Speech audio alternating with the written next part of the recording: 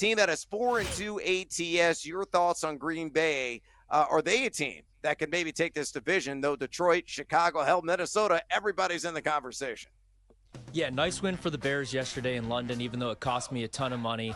The Vikings still the team to beat. Big game coming up against Detroit. But if you wanted to look at the market, and try to find a team to back the rest of the way after this Aidan Hutchinson injury, I think it would be the Green Bay Packers. Jordan Love, now I know that's Arizona's defense, but now he looks fully healthy. He looked really good yesterday, 22 of 32 passing, 259 yards, went over his player prop for us, 4 touchdowns, 1 pick.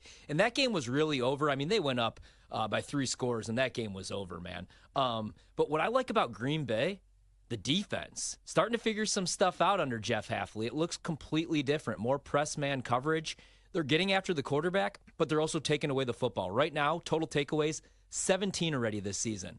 Leads the National Football League. So I feel pretty good about Green Bay, not just because they're my team, but you hate to see an injury for the Detroit Lions. I know Minnesota, a lot of people didn't expect this, but I do think that maybe they come back down to earth. Like Sam Darnold in that last game against the Jets wasn't very good. So if you're looking to buy in on a team low, I'd maybe look at the Green Bay Packers in the NFC North. That was an impressive win, even though it was against a stinky Arizona Cardinals defense. Yeah, look, Romeo Dobbs, returning action. He threw that hissy fit. He was saying basically, hey, to trade me. They sat him for a week. They had a come to Jesus moment.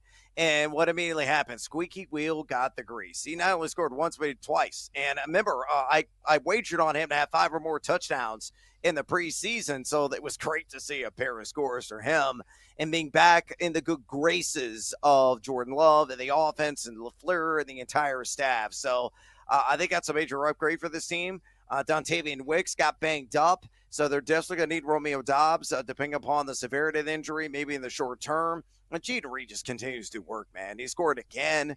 Ground game is strong. Like I kind of like Green Bay and Jordan Love. You guys you talk about embarrassment of riches. That's the name of the game in Green Bay when it comes to quarterbacks. I hate it. I hate it as a Bears fan. Hey, you guys got yours, though. You got your guy. You got your guy now. Let's talk about our guard. Bear down, Chicago Bears. The Jags are nonsense. Oh, they are nonsense. And, I know a lot of people are saying, well, the Bears went out there. They won 35-16 against the Hello Kitties of Jacksonville. And I know they're clawless and they're hairless cats, yada, yada, yada.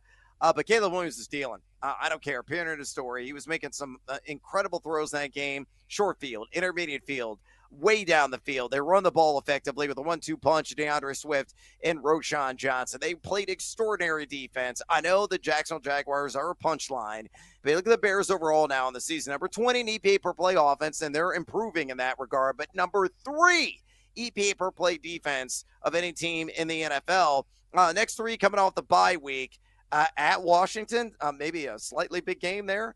At Arizona, really interesting contest as well. And then New England at home.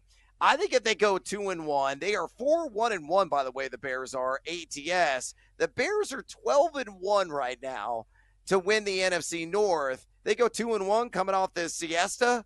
They're very much in the conversation. So if you're going to fire off a ticket on anybody, take this division. Best value on the board, bar none. Bear down, Chicago Bears. Let's go. Right, and still no divisional opponent until week 11. Caleb getting better every week. The defense, coming into the season, I thought that was going to be a top 10 defense, right? Which is why I get why, the first couple weeks when they were struggling, people were calling for the head of Matt Eberflus. But Matt Eberflus is the defensive-minded guy. The offense is looking better, and who knows, man? Yep. Maybe he's around next year and a couple more years because Chicago could be a playoff team. If I was going to place a wager, it would only be on the Bears to make the playoffs. I feel like there's something special with this team. The tough part is just the division, though, the NFC North. I think all those teams are really good. But Caleb gets better every week. He's playing with a ton of confidence, and I do like the way the schedule stacks up for them. I can't wait to watch that game against the Commanders. The Rookie of the Year, it's still early, but there's going to be some odd changes after that one. So really excited for that upcoming matchup. I'm looking at the NFC odds board right now, man, because I was really high, like most, on the Lions. But that Aidan Hutchinson injury is devastating for the defensive side of the ball. They're plus 275. The Vikings are actually the favorites right now at BetMGM, plus 165. Then there's a huge dip-off to Philly at 10-1, Atlanta 10-1, Green Bay 10-1. If you had a free bet or if you were going to place a wager in the NFC to win, who would you go with right now after what we saw yesterday in Detroit? Definitely the tougher of the conferences to predict. The AFC, I really think it's 2.5 teams. I think it's Chiefs, Ravens, and maybe the Texans, but I'm not fully sold yet. The NFC, I can make a case for like 5 or 6 teams. I think after Sunday, I'm throwing out Philly. And I was high on Philly coming into the season because I thought they might have some adults in the room finally. Yep. And if Nick Sirianni raises his maturity level, everything else is in place. It seems like Nick Sirianni has regressed in that department, and that's a real disappointment. I just don't think Philly has the maturity to make it through the ups and the downs of what's going to be a really difficult run over the next. And look at their schedule back half of the year. Dallas is, you throw them out, they're probably going to be 3-7. I mean, go look at their next 4 games. Yeah. I'm worried about Detroit too. I mean, Hutchinson, 8 out of the 18 sacks, 45 out of the 118 pressures that the Lions have forced this year. Like, they don't have a lot outside of him. Maybe they go out and get someone who can rush the passer. I know Hassan Reddick's available. He has a new agent. I don't know what's going on there. I saw Shaq Barrett. I heard that name floated around, but I just don't know what these guys have left in the tank. I think it's the Niners, really. I honestly, if Detroit's not going to be able to rush the passer and get to the quarterback and really create pressure on defense, I think at the end of the day, guys, the Niners are the best team. They're trending in a positive direction health-wise, and I think they might have the best quarterback in the NFC. So I would say San Francisco right now would be my choice. Interesting. All right, taking a gander at the NFL Week 7 slate and zeroing in on relatively non-exciting island matchups between the Broncos and Saints on Thursday night. And then, of course, we got to go across the pond, got another game in England between the Patriots and Jags early on Sunday. Is there anything that has your interest? Look, Jared, you know me. I always say this, opportunity knocks making greenbacks in garbage games, and both of these look very stinky. So what are your thoughts? I mean, I'm betting both of these games. I know you. There's I might not be like best bet. Oh my God, everybody tell me, but I'll have something on both of these games. I think when you look at New Orleans, oh my goodness gracious, who's playing for New Orleans? Like, who's suiting up this week? I mean, Rashid looks like he's done. Olave is questionable. You've got Kamara banged up. Obviously, we know Carr's already out. The offensive line is in shambles. And Denver's coming off a game where they started slow, ended fast.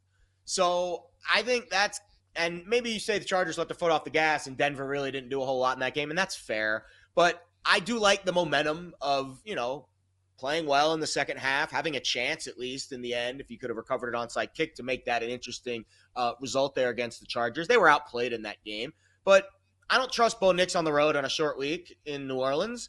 But, man, just bet the under in that game probably, and you're going to be feeling good. Whoever the backup running backs are for Denver, I would say that, and I don't know, someone on New Orleans has to, maybe Juwan Johnson maybe to get some catches. Taysom Hill. Can Taysom Hill take snaps at quarterback? That's what I'm interested in. Can Taysom Hill be like the do-it-all man in New Orleans? That would be an interesting look if he can get some reps in that game.